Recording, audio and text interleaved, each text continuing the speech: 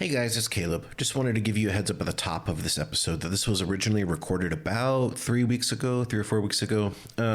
We had some guests with scheduling issues. June had to travel for work for about a week, and I got super sick all at the same time. So we wanted to release this to you guys just so we could have something while we get caught up with all the episodes we've got scheduled for next week and stuff. But this was originally supposed to be a Patreon exclusive bonus. So if you like what you hear or you just want to support us, it's patreon.com/killthecomputer. Thanks so much, and we'll see you soon.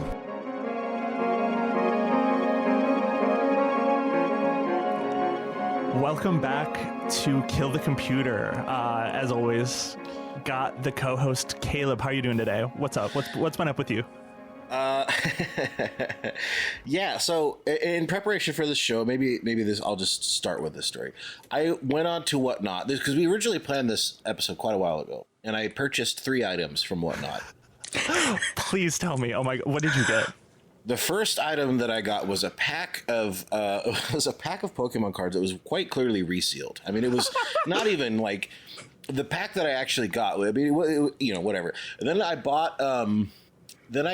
I did one of the ones where there was just a live streamer where like if you'd buy the card, they would ship you like the rare from it or whatever. And I just didn't get it. It was, I don't even remember what it was. It was not that valuable, but the guy just didn't send it to me. Fuck yes. And then the third item that I got was I was on a sports memorabilia type of channel, and I was supposedly getting a replica autograph of a football, not a real autograph, but a replica football autograph. And instead of that, I got a baseball, and it has the Toronto Blue Jays logo on it. I fucking hate the Blue Jays. That's not what I bought. So, pretty sick all around. So you got scammed all around. 3 for 3 scams. 3 for 3. I was scammed, dude. Like, the best outcome for me was not getting that one package. Do you know how mad I was when I got the fucking Blue Jays baseball logo? Like, I don't. It's more insulting when you get something that you didn't ask for rather than just not, because it's like they know they got you. Like they know there was going to be a moment where you open the package and you're just gonna be deflated. Yeah. Do you just not like the Blue Jays, or? Fuck the Blue Jays. Also, No, they eliminated us last year, so. Yeah, I was going to say. Nobody cares about that, though. But to join us today to talk about Whatnot, card auctioning, just like the physical card market in general, is my friend Lucy. How you doing? I'm good. It's nice to be here. Yeah, no, this has been something that you and I have been sort of talking about for a while, and it's been like incredibly fascinating to me because you introduced this whole market to me, and now I feel like it's inescapable. In You the owe me span a of a fucking month. football, Lucy. No, it's all my fault. I'll figure out what I can do. You owe me a I'll Cam sign one Chancellor myself. I'll get replica it in the mail. football. Yeah, wait, We'll go on here what was right the after replica this. of? It was a Cam Chancellor autograph replica football. A mini football. Pretty A cool. mini one. That's Yeah. even Can't better. lie, It's pretty even cool. better that you didn't get the mini football.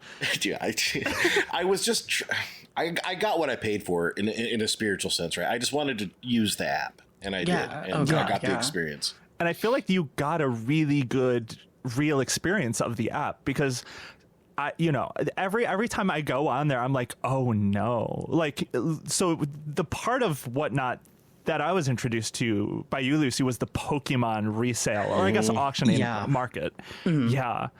And just because, do you want to tell that story of when you got a little drunk one time? And because that's one of the funniest things. I don't know if I really wanted to, actually. It's one of the funniest things. I was fully planning on taking that to my grave, but I guess now I'm going to talk about the time that I bought a fan art homemade Pokemon card thinking that it was something real, and I spent $6 whole on something that someone printed out at home.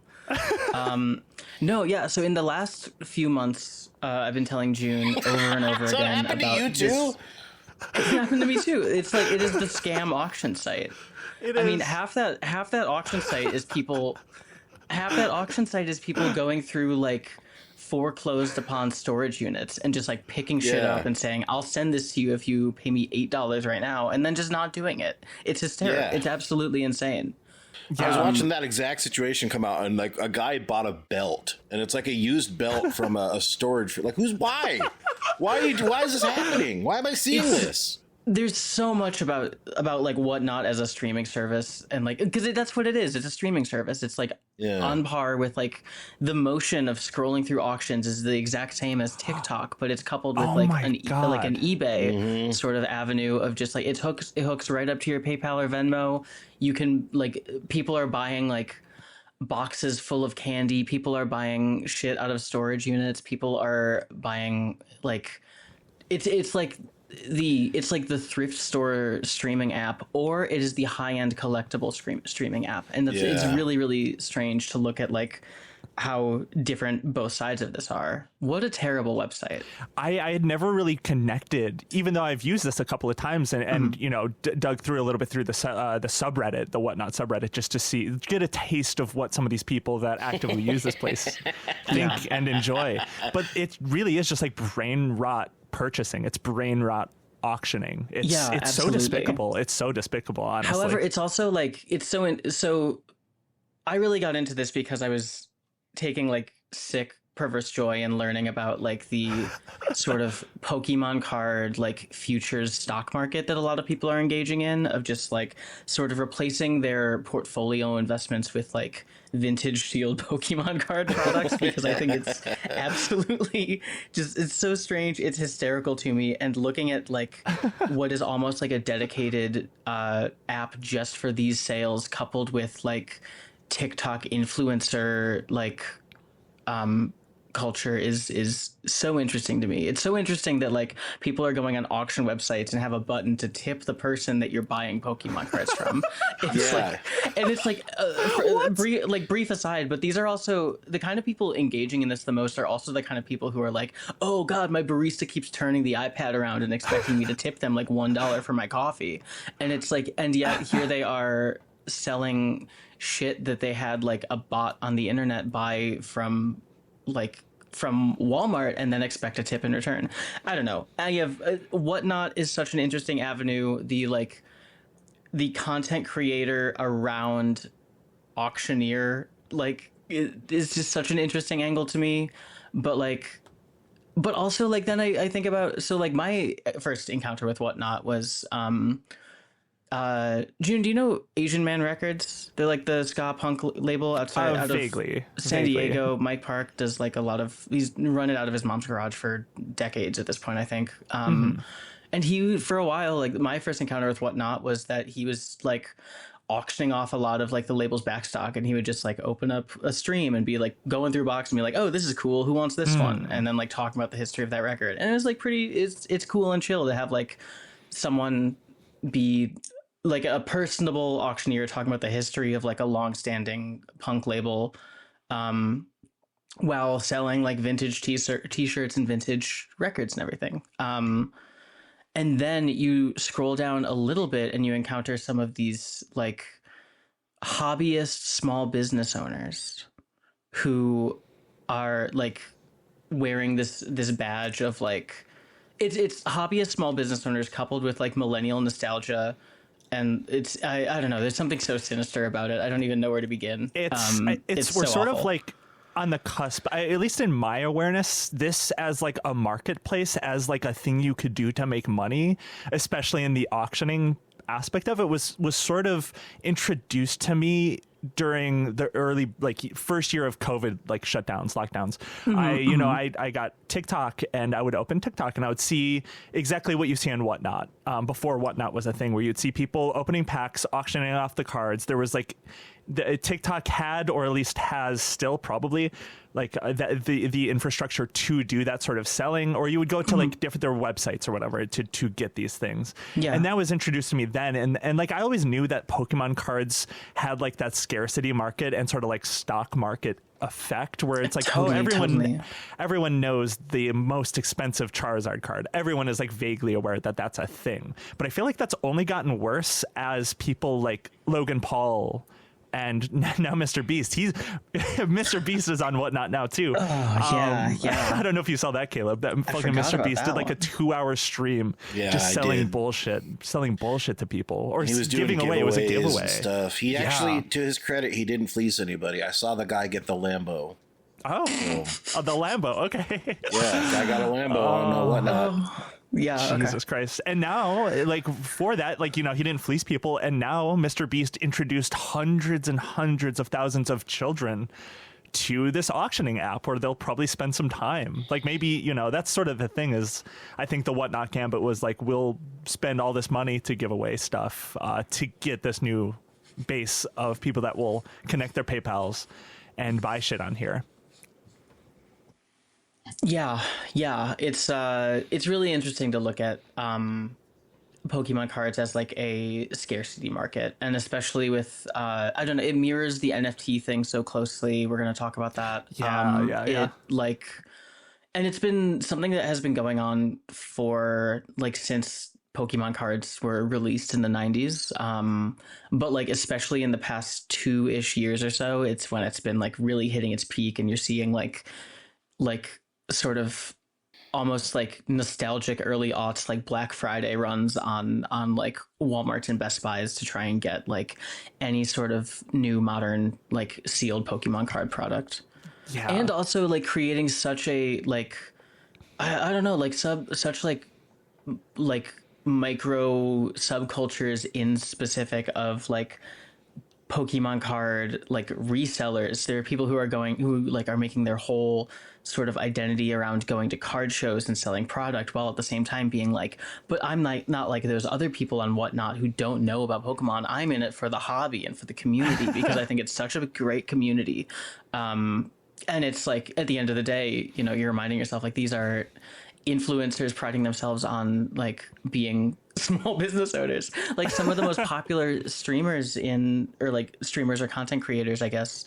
This is gonna kill me saying the words content creator and streamer. Like I've avoided like I cannot saying those words out loud. You have made me learn so much more about this than I ever wanted to, and it's been making me sick to my stomach, and I'm filled with regret. Anyway, some of the most like popular content creators like are coming to this as like former like crypto bros, and like there's like one guy in particular who I think his history, my understanding is that he was doing like he's doing like millennial like inspirational speaking about like how to unclusterfuckify your small business. Oh God.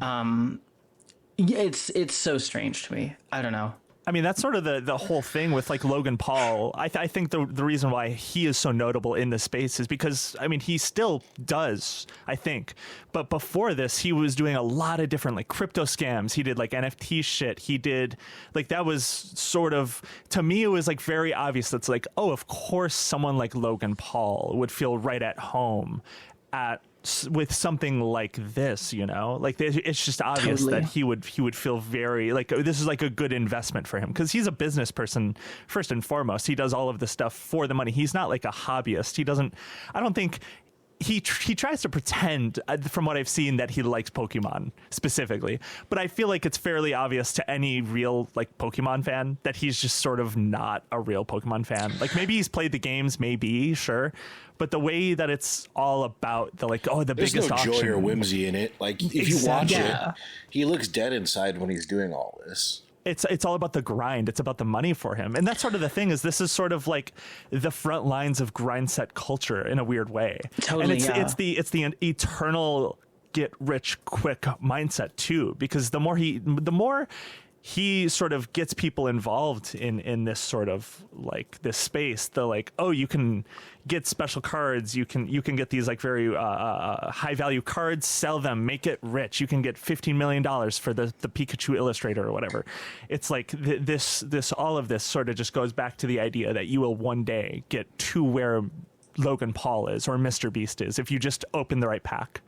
Well, that's sort of the other thing, like, to like, you're saying like it's so clear that he's not in it for the love of it, but like, right, honestly, like there's also truly nothing noble about being in Pokemon cards for the love of it. Like, there's nothing noble about like engaging in acquiring as much of like a fetish property as you can, because you have like a better connection to it. Also, we are entering an age, like, I mean, so much of this is tied up in like millennial nostalgia in the way that like now, I mean, now you're suddenly like, say, let's take June, for example. You're now like 30 something. You're 30? I'm 30. Yeah. Oh, wait. Oh, happy birthday. Thank you. You're like 30 years old. You have a podcast. You have disposable income. What are you going to do with your money? You're going to finish your Pokemon card collection that you never got a chance to. I'm going to buy Funko Pops. You're going to buy Funko Pops. Well, yeah, you're going to buy Funko Pops. You're going to buy Pokemon cards.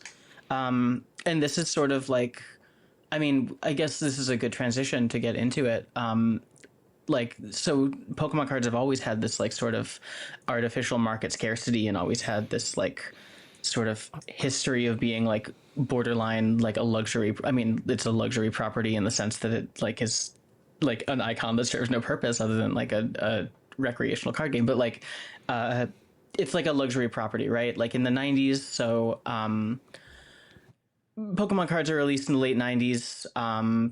Like the original like Generation 1 sets like gaining like massive popularity with like the first wave of Pokemon becoming popular, and like it is difficult anecdotally it's difficult to find Pokemon cards in stores in a lot of places because they are so popular. They are being resold sort of at like in a similar manner that we're seeing today, but not nearly at the scale and not nearly for the prices that we're seeing now. But like it was such a like it was like a known issue that there was like a difficulty getting Pokemon cards that like The Sopranos have a throwaway subplot about like robbing a truck to flip Pokemon cards. Like this was something that was like fully like well known, you know.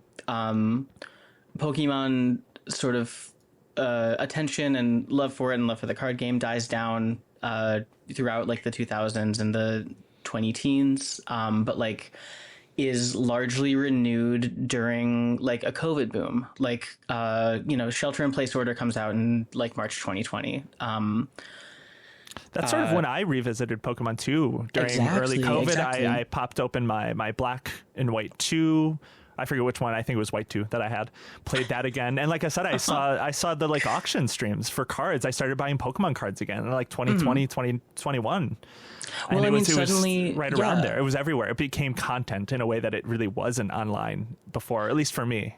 Well, exactly. I mean, like, so you have the sudden shelter in place order. People are like literally everyone is running, like not even an unemployment scam. Like everyone is just unemployed, and suddenly everyone are on like unemployment benefits if you like are, you know, laid off due to the shutdown, right?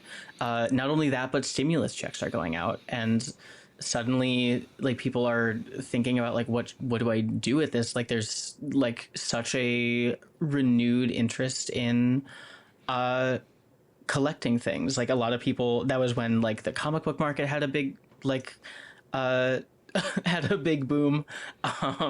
That is when, sorry, we'll talk about the Costco guys later also. That was next. Comic book market, like people got back into collecting Pokemon cards. People started just like fully engaging in like collecting fetish properties again with like a sudden burst of like ostensibly disposable income, right? When you say fetish, can we clarify specifically what you mean? Because I know what you mean. Oh, totally. Maybe, yeah. Yeah, no, definitely not. Well, not definitely not, but like I'm not talking about like a sexual fetish, but just like you know, a commodity fetish. Commodity fetish. Vinyl records, CDs, anything that is like based on like building a collection of something. You know, like there's like sort of the air of connoisseurship that goes into like people who are interested in original pressings of records rather than like reissues of them, or like I want to build a physical media library, right? It's like impressive, yeah. No, it's like a status thing almost in a sense if you get it into it to a deep degree. Because like having like an original run of a record, for example, I know someone who has one of 100 record presses for, I'm blanking on the band name, which I feel bad about, but it's an old Midwest emo band, mm-hmm. one of the originals, right? Even before like American football. Yeah, for sure. Yeah, like they have an interest in building up this like a personal collection for personal gratification, right? Especially with something like Pokemon cards, where you know, you look at like, this is something that also happened a lot. I was working in comics retail at the time, and was also working in comics retail, in comic book retail in like 2024 through 2025 ish, around the time that we started to see a second boom in the Pokemon card market. I'm never gonna get used to saying Pokemon card market. It feels so awful. Everything's a fucking market now, though. I mean, that's something we talk about on the show. Is like everything is being financialized. The financialization of like disasters with like Polymarket and Kalshi. It's like everything is an asset. Everything is a fucking financialized. I think that you can draw a pretty obvious and direct through line between like economic, like a precarious economy for, I mean, you know, millennials are now officially not starting to get not young, but like if you're my age, I'm in my late 30s, I will never own a home unless I abandon the Pacific Northwest, the only home I've ever known. I'll never purchase a home. Social Security is going to be depleted by the time I'm old enough to use it. I have absolutely no future. I don't have health insurance, yada, yada, yada, yada. Not saying poor me, but what I'm saying is your people of a certain generation are going to seek out additional ways to get ahead and to do things out of desperation. Mm-hmm. And yeah, I think the first line is like, oh yeah, sure. I have this like a cultural signifier, this hobby, Pokemon or records or whatever there is. And then there's the second part, like, wait, like Sopranos, a lot of money in this shit, right? So people start to kind of do that because there's no other way to get ahead. Like that's like one of the only middle class jobs in America anymore is like selling Pokemon cards shit. on Yes, honestly. Like, because the only like barrier of entry is waking up early enough to go to a fucking Walmart to stand in line in the fucking cold for so long to find some idiot on the internet to sell it to. Yeah. And that idiot is me. Yeah, same. And me. I've done it before too. Yay. Yeah. Oh god. and you know that's sort of the like bleak part of all of this is like like you were saying, Caleb, you will probably, I hope you do, but you might just never own a home. But you know what you can own? It's like a Pokemon card or a Funko Pop. It's self-infantilize and get your Funko Pops and your Pokemon cards and all that stuff. And it feels I'm not trying good. to say that there's like, it does. Yeah, I'm not trying to like shit on this too much because I think that there's nothing in a vacuum, nothing wrong with like having hobbies and totally, I think that there's plenty of worse things that you could do. Like you guys were doing this during COVID. I was developing a very serious drug problem. So there are worse ways to use your time and money. There are worse and better and like other people. And like there are people in this world who will think that like, you know, spending your money on drugs is more rewarding than Pokemon cards. There are people who think that. And they're right. No, I'm just kidding. Well, I mean, to some extent, like. Depends on the drug. Let's be honest. Whatever happened to not yucking someone's yum? You know, like.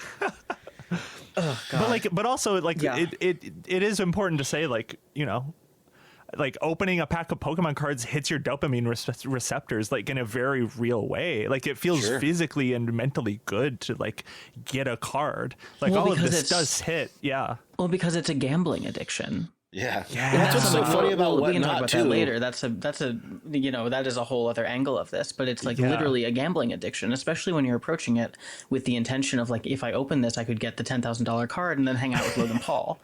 And it's like, it's also then like, I mean, we'll talk about Yeah. What was that? The application's all the same. It's like a slot machine, right? It's the same. It's like sports betting or any of these other things. The haptic feedback, the little, you know, the notifications and whatever, and you buy something, it makes it look like you've won. Yeah. It up until, so to be also crystal clear on this, there used to be, up until less than a year ago, actual gambling on this website, right? Like sweepstakes type things, and you could spin wheels and do like prizes and stuff like that. They stopped that because there's one of two lawsuits that's going on. And like I said before we start this episode, there's not a lot on one of them, and the other one there's just I haven't read it too deeply on it, but essentially is like just various frauds and so they had kind of stopped this, but like I kind of wonder. If that law, because they're trying to, that's the first lawsuit, and I don't remember the name of the plaintiff, but they're trying to push it into arbitration. And once they do that, I feel like what's going to happen is they just bring that back because the owners of this company know they don't care about scams. If you go on the subreddit, every other post is like complaining about a scam. People are openly nakedly scamming, and the office of the CFTC that would regulate this is the same that would regulate like prediction markets. I just read a report that they have cleared out and no longer have a single prosecuting attorney in the entire fucking office. That's so awesome. That's insane. Okay, I mean, yeah. Trump's son, I forget which, like, a fucking loser John Jr. son. He's on the board for both Jr. Kalshi and Polymarket. Yes, they're leaning into these as services because, I mean, they know well enough that these are money generators. These are ways to funnel money. Too, under the Biden administration, that office sued and like gigasued and almost destroyed. I think it was Polymarket, not Kalshi, but and then the administration flips. Don Jr.'s on the board of these companies, and they gut the whole goddamn thing. Oh, and, God, dude. Yeah, so now they actually can't. Like, they're even if they could regulate it, they don't have teeth. Like, almost literally, there are no prosecuting attorneys that could bring litigation against these companies. So that's all to say that that lawsuit, they're really pushing hard to move that into arbitration. And part of the reason for that is you can't see what the actual complaints are, what the evidence is, and stuff like that once it's no longer public record. Oh, wow. And if that lawsuit goes away now, well, they could just do whatever the fuck they want. They can add their Temu Wheel of Fortune back on there. I love Temu so much. We talked about this a while back, but like Whatnot is going to become like Temu because like it's like, dude, like if you like, I bought something on Temu just to see if I could, because if you never used Temu, it's literally just a prize winning app. Yeah, like you have to spin a wheel to get a discount that you can't actually use unless you buy other things. Then you have to spin several other wheels to see what your discounts on those items will be. You literally, there's not a straight line to just buy one item, and that's going to be what Whatnot is in like 6 months, dude. I'm so excited for like the labyrinthine grocery store of the future, where it's like you are not able to, especially because like people are like, there are Whatnot streamers who are like, I'm selling like snacks from around the world, but like unfortunately that is soon going to be like, you want a big bag of chips because I'm having an auction on my Whatnot, and that's going to like it's fully just going to be like a snack resale market on top. It's so chilling, it's dizzying, it's absolutely. No, that reminds me of something I saw fairly recently. Someone in the like financialization auctioneering space, where he's like, he thinks the future of like, especially delivery, is you're going to prediction put up, market guy that was going to get what was a treat delivered to his house. Yes. You explain this to me again. Oh my god! It was basically like, I put up on an auctioning website, a theoretical one, that I want some food delivered to my house from somewhere for this price, and that there will be a market of people that like, some people will not want to do that, and then some people will do that. So it's like he wants a more evil DoorDash and thinks that's the future. Basically, he wants Kalshi and Polymarket, DoorDash prediction markets. Yeah, but for like in real life services, which is just insane that this is sort of where we're going with a lot of this like financial tech sector. So with the COVID boom, there's like this renewed interest in collecting, and suddenly there's like, sort of thanks to like the Trump stimulus checks, there's like suddenly like an amount of ostensibly disposable income for a lot of people. And around then, in like mid 2021, that is around when Logan Paul spent, I think, $4 million or something in that range on his Pikachu Illustrator card, which he loves to talk about how at the time that was the most expensive sale of a trading card in history. At this point, surpassed by him as of like a week and a half ago, selling the same card. Yeah, the Logan Paul thing is insane, and we'll talk about that in a minute. I mean, he's like the biggest driving factor, I feel like, in the boom of a lot of this. Yeah. Oh yeah, totally. Am I remembering this wrong, or did he go on? Did he go on a stream and destroy like first edition Pokemon cards, like for fun? Ooh. I don't remember. That sounds like, I don't know if I'm making that up, or it was like a fake tweet that like got 1 million likes because everything sucks now. But I'm gonna believe it though. And if that's true, that's the only funny thing he's ever done. Because I also, maybe this is a false memory, but. Or maybe it was just a fake tweet. The reactions, I remember people just like losing their goddamn minds. Like, how could you like? I mean, that's a lot of money. That's a lot of money for some people. Yeah. Anyway, Logan Paul using a Charizard to light a cigarette just for the thrill of it. Oh God. Yeah. People would kill him. dude. They would. I bet he's so happy, guys. Do you think about that? How happy Logan Paul is all the time. He must be. Oh my god. He's got it all. It's really difficult to think about how personally fulfilled he must be, you know? But no, he holds the world record for that Pokemon sale as of like a couple weeks ago, and now he can finally sleep tight. No, I saw that. So I was watching a little bit about that, like some of his streams. So for people that didn't see any of this, he had like a stream or something, like where it was like an auction stream, and he announced his like new business or whatever, and it became he sold that Pokemon card for like $16 million, became the largest sale ever. And I also started digging into his like previous scam with it's crazy. Like money laundering. Market. Money laundering used to be so low profile. Yeah. And he's like live streaming it, and it's just so strange to me. I don't know. Really, no, it is really weird. The face of war has changed. It's so strange. I mean, that's sort of the thing. Also, is that I feel like it's interesting that for a minute it seemed like NFTs were sort of going to be, or at least at the time when those were on the ascent, it was like, oh, this is obviously what people are going to use for money laundering. Mm-hmm. But that just sort of failed, and now it's obviously still crypto. Just generally is still sort of where a lot of that happens, especially like shady dealings within like the Trump administration. They have a whole fucking finger in that pie. But yeah, Pokemon cards too. It's just like, it feels fake. Like I don't even straight up believe that was a real $16 million offer. Like I feel like this is like a little bit of an Uncut Gems situation where it was like he had someone put up to it. Like none of it really feels real if you watch the stream. It was weird. I don't know. I love content the idea is of what an it is. Uncut Gems opening style, but instead of what is that in Africa? That it's like some pervert packing Pokemon cards in Bellevue, Washington. You know, up close on the card. Oh, wait, there's God. something there. Oh God, yeah. Oh, that's ridiculous. Yeah, no, there have been so many things like NFTs and like crypto mining and like I don't. Do you remember? This is so strange. I don't even know how I know about this.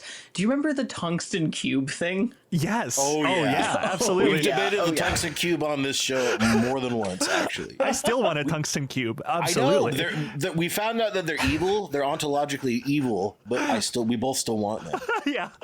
I really want one. At least that's like if a physical thing. If I ever turn heel still. And like why I left the left or whatever and get paid a bunch of pervert money or whatever from some pedophile, the first thing I'm using my Epstein list money on is a tungsten cube. Yes. That'll be how you guys know that I fucking did it. You'll be throwing around a cube. You'll hear a cube in the background, just like a I'll plop. start streaming. You'll just see the fucking biggest tungsten cube money can buy.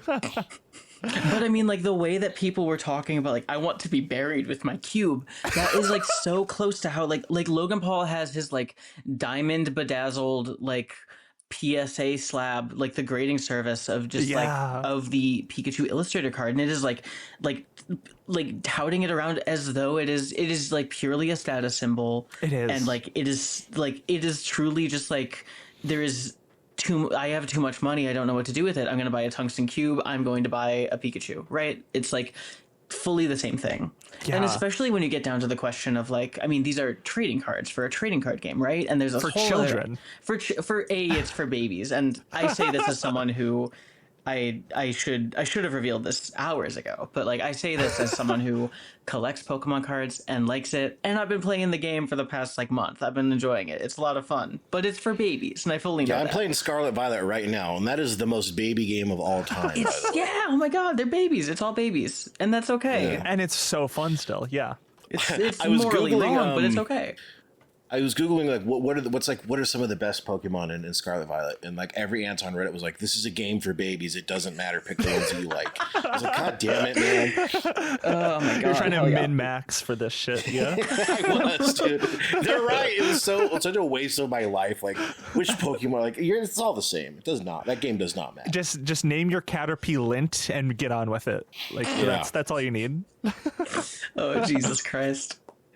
But no, I mean, that's sort of the thing, though, is a lot of this to me, just it feels it's very representative of like where we are, especially like in the content creation world and like online space, where it's like everything is about like chasing the money in that capacity. Everything is about like following the new trend where people like Logan Paul will be like, now my whole thing is Pokemon cards. Lucy, you sent me a video earlier of the fucking of the Costco guys on stream opening a fucking pack, and it was like, oh my god, it's Big Justice's favorite card. It's the card he wanted, which also just happened to be like the most expensive card in that series. And also like, okay, they don't admit it, but that's totally a resealed pack, right? Like they planned that, they planted that moment. I mean, maybe, but like that's the thing, is that these people like have a life where they can afford to just like buy like $1,000 boxes of Pokemon cards and open them over and over again on streams. Like maybe it was like, I mean, maybe it was resealed, maybe not. Who knows? It doesn't matter. It's all theater anyway, right? Yeah. But like, did you see, speaking of father-son pack ripping combos, did you see, it was one of the most upvoted posts on the subreddit. It was a guy with his son, and he was ripping packs. It was the kind of deal, like one of the ones that I did, where there's two ways that you can, well, there's many ways that you can buy cards on. You can just buy a card, or you can like buy a pack, and whatever the rare one is, they'll ship you that. Yeah. And it was a father and son doing that, but then they were getting called out for ripping repacks, and they knew it was a repack. I don't know how this works, Lucy. You probably do, because there was like an energy between the rare or something like that. So the guy like very clearly did it himself, and then he's explaining to his son, and I'll splice the audio in because it's very funny. This fucking father is like like watching a dinosaur teach like its baby how to kill. Yeah, we gotta stop, dude. We gotta stop. We got caught right there. We got a Pokeball right behind energy. Yeah. That was cooked. That was pretty cooked. Yeah. No, we can. Just not right now. Gotta do it later. Gotta make sure all those people get off, and then we do it again. That was pretty bad, dude. And he's like, well, son, we got caught, so we have to wait for these people to log off before we can continue to do this, because we got caught. We did it wrong. And then, yeah, it was just the most psychotic thing. On stream, he's saying this. He thinks his stream has ended, but he's explaining to his son that how they're scamming. He's like explaining how it works to him. That's incredible. So they got caught. Oh no. Yeah. I mean, that's sort of the thing, is like when it's for show, this shit will happen. Absolutely. I mean, there's so many different angles, and like this is one of the things I was touching on earlier about like the sort of divide now happening in It's, oh god, I hate myself so much. It's the divide coming up in Pokemon content creators who say that they are about the community and they really like the fans, compared to the Pokemon content creators who are like, this is an investment. I'm on my hustle. I'm on my grind set. You can always be grinding. I'm not your fucking friend. This is for the grind. And then there's the people who are fully just like grind set, like bros who like their NFTs crashed and now they're like, this is the new thing. And they're saying like, yeah, I know Pokemon. I like my Pikachu or whatever. Like, yeah, I know who this one is. Umbreon. I know Umbreon. That dude's crazy. Like, and it's just like, it is so insane to think about, like, and look at some of the different ways that people talk to each other on this. Like, there are fully like, there's so many videos of people who are like set up a camera at like card exhibition shows where people are going around and like making deals for their collection at all the time. There are so many people who have like run like channels where they're like, I'm exposing scalpers at the card show because they come up to me with like a wagon full of sealed stuff they're bringing from a store, and I'm telling them like, you can't have that here. You're the problem with the community and you're the problem with the hobby, as though the words community and hobby have like literally any meaning at all. Like, first, they simply don't. But then also there's people who are like, there's some like streamers who make like really warm, sweet content that is like, oh yeah, there's like little kids running around to the card show, and every time I see one, I give them a free card, and I like give them a stuffed animal. Like there's one stream, someone who like, God, if I knew her name, I would give a shout out. But like, thank God I don't know her name, right? Shout out whatnot content. I've seen some stuff like that. Yeah, well, I've seen it on TikTok of like giving kids cards or like, you know what I mean, whatever at conventions. Shout out to fucking I'm scrolling to Yumi's. Shout out to Yumi's to giving like really like being really sweet to like kids and giving them free shit and being like, yeah, here's a whole binder full of cards. Start your collection, enjoy yourself. But then like the popularity of that type of content leads directly to it's insane, some of the most like unpersonable, disgusting crypto bros trying to like hold a conversation with a child for more than like 30 seconds while giving them a gift. Cards one, the one that you had us watch before this. Yeah. Oh my god. Yeah. It's like. Well, I'm just gonna say this, Lucy, before we go into that, because I know you want to talk about this, but that kid who was trying to sell a fucking Anthony Richardson card for double the value, he deserved to get scammed. That was fucking crazy. That kid deserves to be in juvie. Fuck him. That kid should have got ripped off. I was actually, this is the one time on this podcast you'll ever hear me say this, I was on the side of the crypto bro. That's literally the one carceral crime I believe in, is trying to rip off a trading card flipper. Like literally that's it. No, it was crazy because he wanted to like trade a card for the other card, and the kid was like, "Nah, like nah, I don't want that about if that." If a kid tried to charge me that for an Anthony Richardson card, I'd be like, "Get the fuck out of here, kid!" Oh my god, totally. This is the end of the line for your business. But it's just so fucking funny to see the personable people be like, oh yeah, who's your favorite? Oh, you like the bunny rabbit? I like the bunny rabbit too. And then see these people be like, yeah, take any free card from this shit, kid. But by the way, take this one and make sure you keep a track on these two sites, because as long as you're checking these ones, this one has a really good chance of like, you know, going up by like 380% in the next few weeks, because the Furret card that the same artist did is also like on the rise right now. But because photorealism is kind of going down with the new set that's sort of going for an abstract, you know, like you got to keep a close eye on these things so you can get a chance to liquidate, you know. And it's like he's talking about fucking 6-year-old Pokemon cards. They're Pokemon cards. What do you mean liquidate? Oh. By the way, tell your older sister to follow me. Yeah, is that your older sister? Is that your mom? I don't care who it is. Like, yeah, follow me, dude. Jesus Christ. These people are. Yeah, anyway. And then also, then like that video I sent earlier, which is like the same thing is going on in like a lot of sports card markets, where like suddenly you get people who are like, this is like such an, like, it's so strange that children are learning about like grind set culture from like content creators around the video games that they're playing. Yeah. And like, there's so much content of like, these people selling at a card show being like, yeah, I gotta teach this kid a lesson early on. And like, so that kid who's trying to sell like an Anthony Richardson, this dude is saying like, is so clearly trying to be like, this is a teachable moment. Explain to me why I should pay $20 for this $15 card.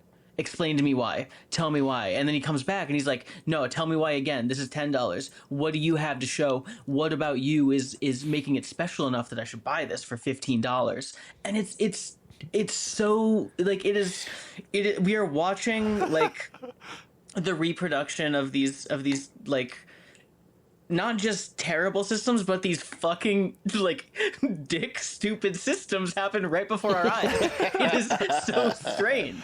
I mean, I think it is like genuinely concerning how much finance is just sort of invading like just everything, but like children's spaces. Like, I don't know if you guys saw, but Mr. Beast just acquired his Beast Industries acquired the a popular financial tech app called Step, and he's sort of pitching it as like, I'm getting in the financial tech space, the finance space for teens. It's like, what does that mean? What does a finance space for teens mean? When I was a teen, I had $10. On a good day, I had $90. What does that mean? Why is Mr. Beast selling his baby audience a finance app? You know what else you had as a teen though?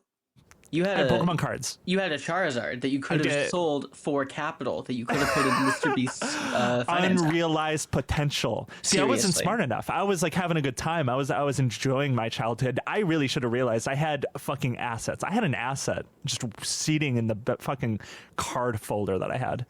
A waste. What a waste of a childhood. What a waste. You could have been something. And now look at you, reliant on your podcast for income when you could have been reliant on your children's toys. Oh God, yeah. God.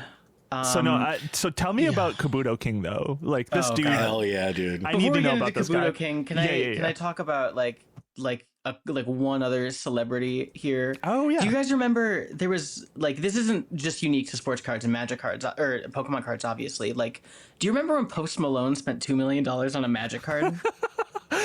I do. That dude, Post Malone, is a CIA asset, by the way. Like that dude, I mean, everything he does. Well, I'm glad because we're about to talk about his island. Yeah. Forgot about So this. a couple years ago, so Magic cards have recently. This is all knowledge that I've never played Magic ever in my life, but I worked at a comic shop for several years, and I was played running Magic for a little nights. bit. I'll confirm as we go. Cool, yeah. Lord of the Rings Magic set came out 2023-ish or something. Stupid. Really fucking stupid. The Secret Lair, yeah. Yeah. But there was a only printed one in the world, one of one card that was the One Ring, and Post Malone was like, if anyone finds this, I will I will buy it for millions of dollars and fly you out to hang out with me on my island home or wherever the fuck he is. I think it's an island. I'm assuming it's an island. He seems like the kind of guy who would have an island, if I'm being honest. Yeah. I also just will never get over the idea, because politicians will do this too, and if you get randomly selected, you can have dinner with me and we can become best friends. Yeah. That is the most the idea of going to Post Malone's island and hanging out with him. Something he certainly wants to do is just an insane idea to me. What does that even look like? What is this random fucking dude that gets invited to hang out with Post Malone even do? What do they talk about? Yeah, what do you do? That's the thing, is that there's kind of this Juniper. Please pass this on to Caleb. I just sent you a photo of Post Malone with the guy who sold him the card. There's a photo of it. It looks exactly like what you would imagine. It's why are these two together? There's no world where these two would ever be together. And there's something so interesting about the fantasy of just they look at trading cards as an equalizer, right? Where the Rizzler likes these, Post Malone likes these. It's a crazy photo, right? This is actually an insane photo. The more I look at it, dude, if I won that contest, I would make him pay me the money and then come hang out at my house, dude. We're gonna do it my way. We're gonna get an $11 bottle of vodka. We're gonna go for a walk down the fucking hilltop Tacoma, and we're gonna see what's going on. We're gonna get into some shit, Post Malone. I'm gonna make it Post Malone watching YouTube videos at my house. That is the $2 million experience I'm looking for. It's that's way more valuable. That's actually way more interesting. Is to have Post him Malone, hang out with do you me. sitting on a daybed in my studio apartment? Yeah, dude. Because you're gonna. For $2 million, you're gonna. And I'm gonna show you YouTube just looking videos. around my room right now. I have my laptop set up on 2 boxes to use to record this right now because I've still moved in. And just imagine explaining. Well, there's 2 kinds of cat foods. Post. The thing is, my cat's got a special diet that he needs. These are my podcasting boxes. Don't touch them. I just love the idea of yelling at Post Malone to close the door so the cat doesn't get out. No, put it in the dishwasher. He immediately asks me, he's like, why is it so cold in here? The heat doesn't work. Yeah. Fucking power bill was $900, dude. AI data centers are killing me, Post. I have a blanket in the corner. You can go grab it if you want it. I got a hoodie. Put that shit on. No, you got to speak into the Apple TV remote. Oh God, this guy. I hope they had a good time though. It looks like they were hanging. There's no way in the world that for a guy like that, the only thing he could have had with Post Malone drinking on an island is a good time. But that it's something it's these people think of this as my life is devoted to this hobby, right? Or I'm a content creator for this hobby, and they just live in this fantasy that if they could have one good hang with Post Malone and bond over how much they like Magic cards, or bond over oh yeah, you like Pokemon, what's your favorite? Logan Paul. Maybe Logan Paul's gonna be oh God, this guy likes Smeargle. This guy's actually pretty chill for liking Smeargle. Maybe I'll text him next time I'm in Chicago. No, bitch, this is not gonna happen. It is this is a formality here. Yeah, it's a formality. And some of these people are making their Instagram content that they create where they open packs of Pokemon cards is for some reason you got 100,000 followers on your Instagram or on your TikTok, and that's why Big Justice is talking to you. It's not because Big Justice thinks you're like a cool guy. It's not because Logan Paul thinks you're cool. It's just because you guys create the same like niche bullshit content. Anyway, what the fuck did Post Malone and this dude talk about? Like, other than like, oh yeah, so you opened that pack and you got like a card that I wanted? That's crazy. Now we're on my island. Like, what is your outcome of this? There is no outcome where this works for you. It just sounds scary to me. I would never want to be in that situation. If I won something like that, I'd be like, no, we don't have to hang, actually. I really don't want to do that. I would make him hang out with me. I would make him. I would be awful. I don't know any of his music, dude. I mean, I don't know. What's your song? What's your shit about? What do you do?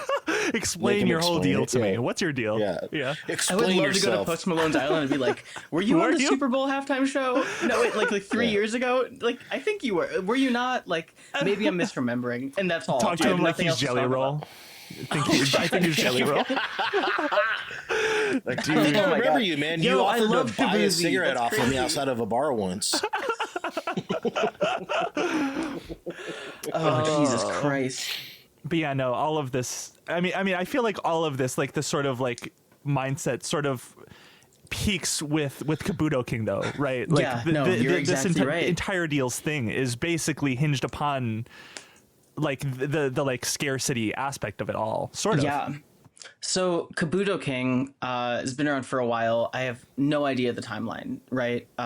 He's been doing this for quite a while, where his whole mission is that he's trying to buy up every first edition fossil Kabuto card, which is, there's several of them. There's like a lot of them. It was a common card.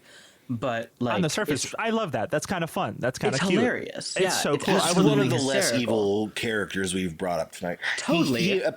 Last summer, by the way, is when he started. I actually have been following Kabuto King quite a bit. Oh my god, yeah. Wait, go for it. Yeah, tell me about him. Yeah, I mean, it was last summer. He just did it, and it was like he stated his goal, and there wasn't really like any sort of like financial incentive behind it. It's created a lot of stuff. There's 2 different like meme coins around it. One of which he did like it was like a hair over 50 grand. He did a fundraiser for if he sold one or an autographed one or something like that. He for like children's hospitals, and apparently somehow one of those tokens helps fund the charitable arm of Kabuto King somehow. And then there's another one that's just grip. But like his whole thing is, he just posts, I want every Kabuto, and he updates with how he's a little over 2,000 now. He just updates with how many he has, and they kind of look at see the price started at like was under $1, and now they're at like $40 a pop per Kabuto or something like that. That's insane. And like the thing about that is though is like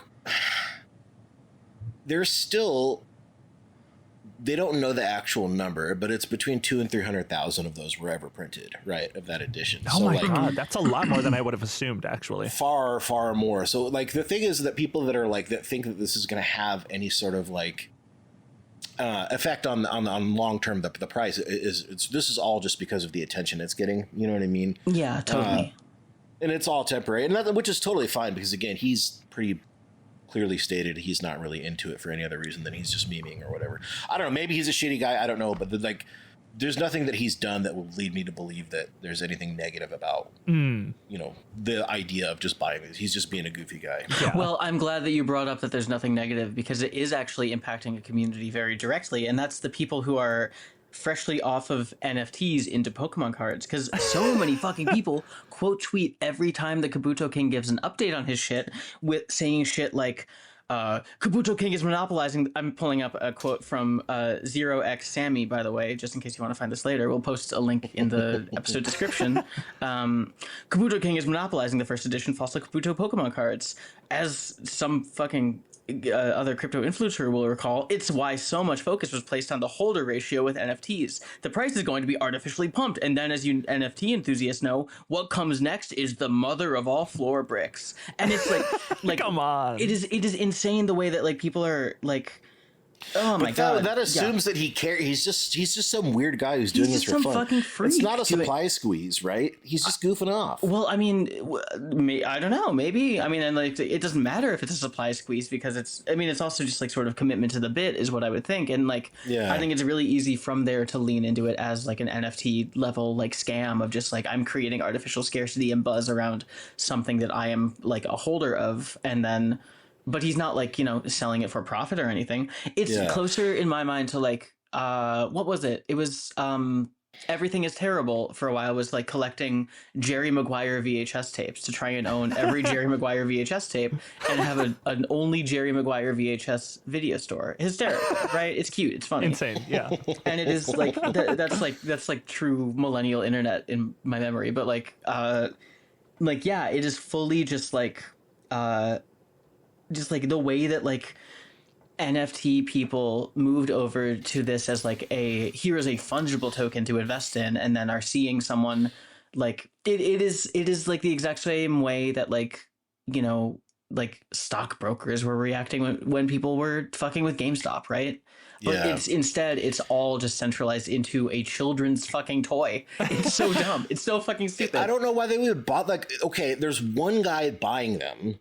And if he starts selling them, the value there, such as it is, collapses immediately. So you like, I don't know why any NFT guy would take that seriously. Well, that's the thing is because suddenly then a lot of people started buying them, and a lot of people started then reselling them for like jumping the market value on like resale websites up to like I'm selling this for a flat $100 when. You know, the TCG player negotiated by recent sales market was only like $12. But suddenly, because people were getting buzz around it and selling it for like $100 or so, like, you know, they're like complaining that like, oh, his collection just appreciated in value overnight by this 100%. And it's just, oh God, it's so tiring. It's so stupid. So what you're saying is there's like a on the tertiary of this is like, maybe peripherally there's a secondary market of Kabutos between like perverts that are selling them to each other that have nothing to do with Kabuto King. Yes, exactly. It's the secondary pervert market, which is something that we don't talk about enough. The tumor has a tumor. This is horrifying. How can this be? This is horrifying. This world that we live in, I swear. I don't understand. This is why it gets so interesting to look at, like, in relation to like commodity fetishism as like a concept, right? Is that it is no longer manufacturer to consumer or manufacturer to reseller to consumer. It becomes manufacturer to reseller to reseller to reseller to reseller to consumer, and like then it's like, and each of those resellers along the way is like more morally subject or suspect or like. Just it's like even weirder and more of a fucking freak than before, and you wind up with failed levels to consider a 47-year-old guy in a Rick and Morty shirt showing up to Target at 6 a.m. Marx could not have pictured the man in the Rick and Morty shirt showing up to Target at 6 a.m. And that is why I choose not to read Marx, because he could never have pictured, you know, Rick and Morty.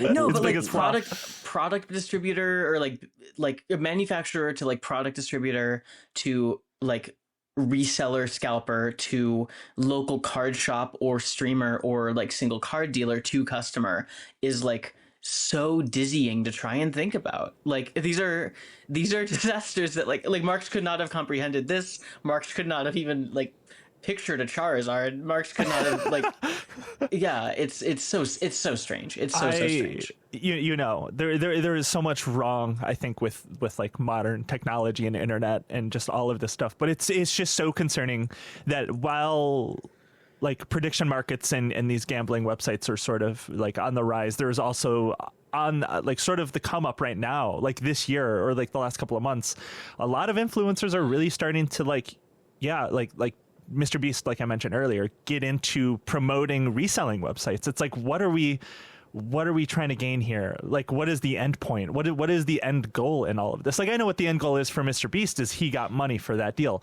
There's not a dollar he would never accept. He'll take any money. He makes deals with the Latter-day Saint. I was going to say Satanists, the Mormons church. He makes deals with the UAE. Yeah. Well, like in his mind, there's not a such thing as a dirty dollar, you know? And that's sort of, I think that has a downstream effect in the culture around a lot of these people. I think it's very worrying, and we're certainly not going to get any regulations in the Trump era because all of these people have a vested interest in these markets existing. So what you're saying essentially is that Kabuto King has just about 3 years to build the market up and then collapse it once all these NFT guys are like taking out mortgages on their houses to like buy more Kabutos. Then he could sink the market. That's what he should do. He has a lot of power right now. He sort of has the world on his back. And he's really baiting them by tweeting things like out every day of just like, I think when I'm finished amassing my collection, I'm going to donate it to the Smithsonian. And like this hilarious shit like that. And then people take that and run with it and are like, wow, this fucking crypto flipper like influencer is trying to like, you know, deflate economies and like thinks that he's this important. And it's like, oh my God, everyone is so short-sighted and strange. And it's He's like, I like to play and draw. Everyone in the corner seething at that. Yeah.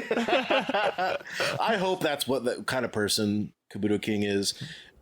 The world sucks, so he's probably going to cash out and it's going to be bad. But that would be the most funny outcome for sure. If he just like genuinely loved Kabuto. I mean, at the end of the day, it probably did start with a love of Kabuto. I mean, that's sort of how a lot of these things start. Like the financialization of hobbies it starts as the hobby, and then it's like, oh wait, now it can make something off of this, and then it shifts. You know. Oh God, yeah, it's bleak. It's really bleak. It's, you know, the Whatnot in particular, and this like resale market is very interesting to me. It's very early. I'm sure there's going to be more insane things that happen with Whatnot going forward, especially if those lawsuits get thrown out. That Caleb, you mentioned. Let's talk more about Whatnot. Like, what is the sort of like what is any sort of outcome of this? Like, I mean, so like, any sort of like gambling on this site is like kind of already legal. I mean, people are saying like, I mean, Caleb, you yourself like purchase something like on the off chance that you'll get a good card from a stream. And then at the end, they're just like, oh, we didn't pull a good card. Sorry, you don't get one. But you still paid $10 for the chance to win one, right?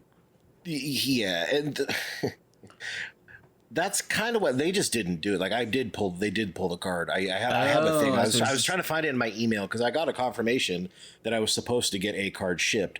But apparently what happens and what's very common that I read was if you don't tip your guy, they just won't send you the card. What? Yeah. Dude, Jesus Christ. Dude. Again, it's go to r/whatnot app or whatever and just look and like sort by like top of all time. It's just all stuff like that. Like this guy said he wouldn't send me my item if I didn't tip him, or like I got scammed, or this scammer did this, they didn't ship my item and they're on stream live now, and Whatnot isn't helping me, and blah blah blah.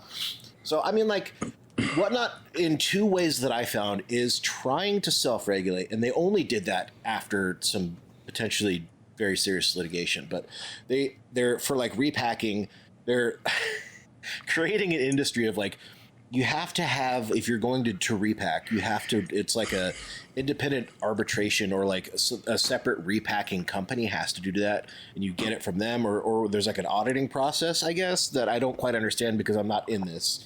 I haven't had a Pokemon card since I was like 12, and I don't, I used to play Magic, but it got so shitified that I stopped years ago. So I don't know. And the second thing that they did was just that they stopped allowing like wheel spins and all gambling. So like if you do an item randomizer, it used to be that you could do like a physical thing that would like pick a number, and they stopped doing that. So if you like do like, for instance, the thing that I got that was like, you can get a random item from this. What I got the fucking Blue Jays baseball was like in the app you were supposed to use an item randomizer, and I just got the wrong one. There probably was somebody out there has my Cam Chancellor football, and I have their Blue Jays baseball. But yeah, they put those safeguards in to stop this from happening, and it's working out great. Yeah. Everything's great. Everything's wonderful. I think this is a great place to stop, though. I think, unless there was anything else we wanted to dig into just like very quickly on this subject. I don't know. I do have big news. What's the news? Oh, did you get a card? Did you just get something huge? Not on Whatnot. Okay. I went to a brick and mortar store, like a non-morally suspect person, and I'm not ashamed to say I bought myself a Charizard last week. Yeah, I got my first ever base set Charizard. Wait. It's the thing I've wanted since I was a kid, getting like the shit kicked out of me on the playground because I only had a Venusaur and not a Charizard, and all the cool kids had a Charizard. And like now that I'm a millennial with disposable income who tripped and fell into like an extra shift at my bar while a music festival was going on down the street, and I got to like make a few $100 in like for like an hour of work where I was drinking for free anyway. Like I might as well spend this on something. You have to treat yourself these what days. are they going for these days? I will say I'm humiliated to say, fully humiliated to tell you how much money I spent on this. You don't have to tell me what you spent because it varies based on edition and It grade and does, stuff, yeah. right? They range from like 100 something up to like, if it's in good condition, like a few thousand. Mine was in bad condition. And Yeah, I'm not I have ashamed two to say first it. editions, by the way, from when I was a kid. What was that? I have two first edition Charizards from when I was a kid. No way, dude. I do, from the actual. I learned that. Remember, this was years ago. We talked about this on the show, and I looked them up. They're not like one of them is in pretty good shape, but one of them is not because like it was in my deck. You know what I mean? So it was kind of beat up or whatever. Corners were ruffled So a I little don't bit. think it's worth all that much based on what I could find. But the other one might actually be worth. And I did have some other ones that I had a holographic Machamp that was worth some money, a Japanese Zapdos or something. I don't know. I sold them all and made a few $1,000 during COVID because I actually was not having a good time at that point in my life and was struggling. So, but yeah. Anyway, That's huge, though. yeah. It looks like a shitty condition one back in like 2021 should have been going for like anywhere between like $2,000 and $5,000. Jesus. Now they're going for God, let's see, around like 3 to 5, 3 to 6. So That's it's still what I was, pretty a couple good. $1,000. Yeah, Like, hell good, yeah. it's awesome. Don't get me wrong, but it's Yeah, not for like sure. everyone's like those things go for 50 grand. No, they don't. No, Not they that I saw it. No. Yeah. When we talked about it before, the person that we had on at the time was like, those sell for like tens of thousands of dollars, and I was like, I'm quitting the show by. But then I looked into it and was like, no, not quite. So, but I did sell some other ones, and I got car payment money. Hell yeah. Hell yeah. Yeah, I did that last week. I sold a bunch of shit that I'd been sitting on for a while. Yeah, it's wild that there are people who will pay this much money for something, and it's even more wild to be one of them. It is. Yeah, We live in a society. We all have our things, dude. You don't. I could see. I could see the guilt on your face. Don't absolve yourself. Be kind to yourself. We all have our things. Yeah, but you could also have a cool thing, you know, like some people are into guitars, some people are into. Well, I mean, Yeah. I'm also into guitars. I'm also into cars and shit. But yeah, 2 pedal boards that are connected. It's probably 30 something pieces in total. That's worth about $6,000, and I play with them maybe 3 times a month. Can know what I mean? Can you? Is this too intimate? Can you run me through your pedal board? Yeah, I'll send you a picture. Fuck yeah, let's do it. I sent it to you, June. Kind of. So like this is just one board in transition, but this is pretty much everything that I have, minus 1 or 2. I'll pass it along right now. It's 2 photos. Yeah. Here, there's the first. All right, let's see. The fucking Post Malone. Oh, and that you got guy. the. Oh God, you got the Hello Kitty fuzz. That's awesome. I do have Hello Kitty fuzz. Hell yeah. Speaking of like commodity fetish, like that I think it's probably can come back down to earth. But like I got it because the fuzz that it's based off of is just a circuit that I like, and I was like, oh, it's $20 more for Hello Kitty, fine. But then they were like selling them for double or more of what they were worth because every piece of like Hello Kitty gear just goes through the roof, and I hate that, so I refuse to sell mine. People love Hello Kitty. I like the Big Sky. I like it. I use a Dynacomp. Cool. Are you a rat? Above all others. I'm a rat truther. You're a Like, rat all the truther? shit on my board. You know what's not on my board right now? What's My not- rat, because it's on my desktop because I actually fucking use it. Yes. Fuck yeah! I've good had for that you. rat since Bush was president. That's awesome. That's how you do it. I love a rat. I was sort of a Russian big muff for a while, but I I don't know. I think that's kind of the way to go. Russian Big Muff? That's crazy. Yeah, it's a fuzz circuit. It's a fuzz circuit. I've never really been a huge fuzz person. I use fuzz.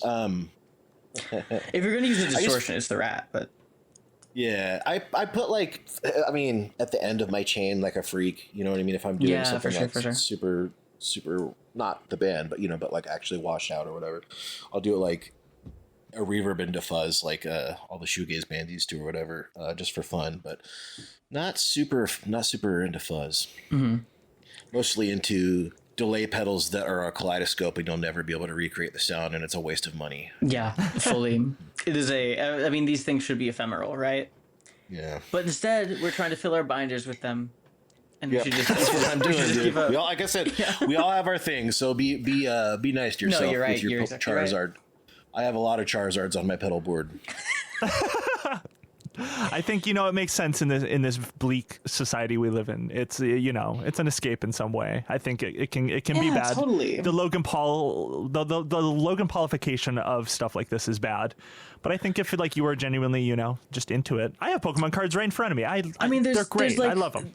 It's interesting. There's millennial escapism, and then there's like trying to capture nostalgia, and then there's like hustle culture, and and Pokemon cards exist at such like an interesting nexus of all these things, right? Where it's like there is for some people a purpose in owning them, for others it is like trying to flip it because it's like the product du jour to flip that week, or like God, I don't know, it's so strange and it's so evil. It is. And even the things that are like good and okay and we should not be critical of ourselves are evil. So what do we do here?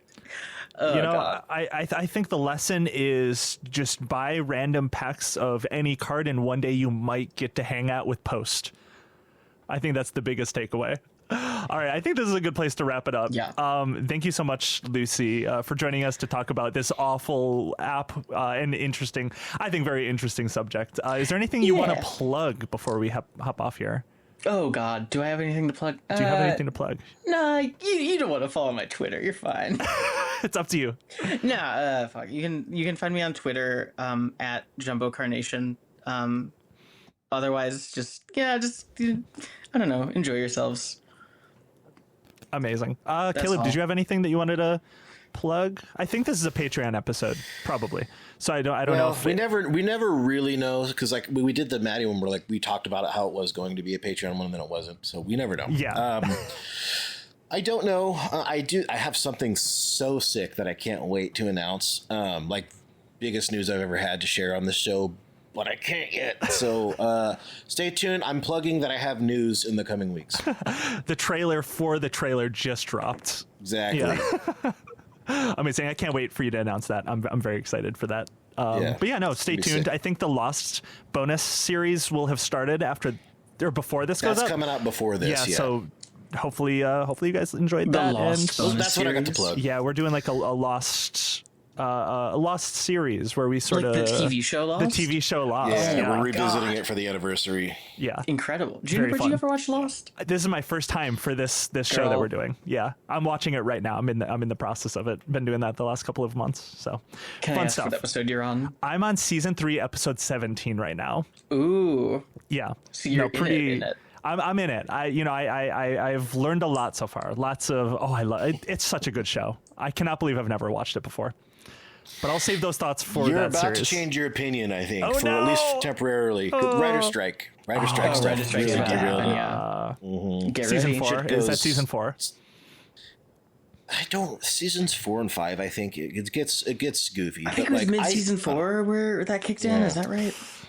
Something. I don't know, but yeah, it's about to get real goofy for you. Well, I can't wait. I'm interested to look at this time capsule of its time in every way that it was. Yeah. It sure is a time capsule of its time.